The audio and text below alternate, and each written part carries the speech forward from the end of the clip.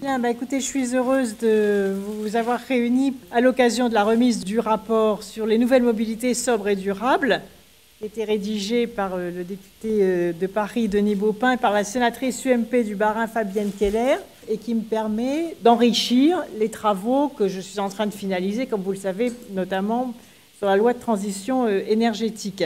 La mobilité propre, sobre et durable, c'est un sujet qui me tient particulièrement à cœur.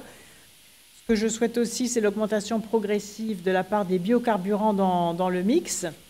Avec quels moyens, quelles méthodes, c'est là justement où le rapport est intéressant pour savoir comment passer des objectifs à la réalisation.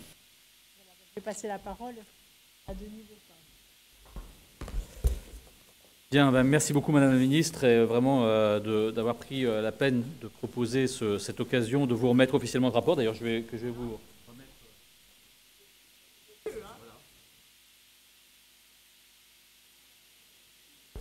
Oui, merci beaucoup Madame la Ministre. Donc, sur ce rapport, donc, vous voyez qu'en effet, il est volumineux parce qu'on y a passé plus d'un an avec Fabienne Keller pour faire en sorte de rencontrer l'ensemble des acteurs du monde automobile pour faire ces propositions. Nous avons aujourd'hui des innovations technologiques qui sont en train de se développer un peu partout dans le monde.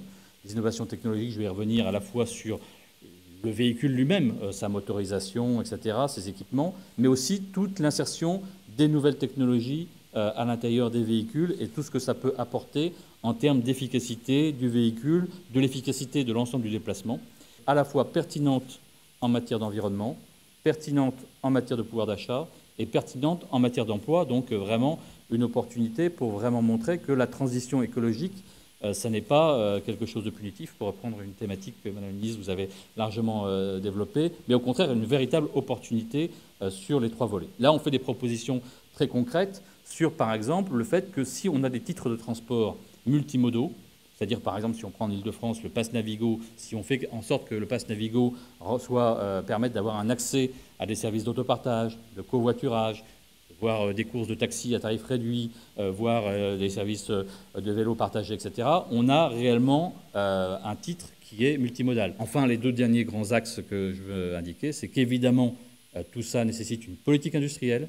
Je le dis, y compris en tant qu'écologiste, parce que parfois on nous caricature en nous disant que les écologistes n'aiment pas l'industrie. Au contraire, nous sommes très favorables à tout ce qui est... Nous pensons que la transition énergétique ne peut se faire qu'avec des politiques industrielles, et notamment en matière de mobilité, et donc que ça doit se développer aussi au niveau européen. Merci.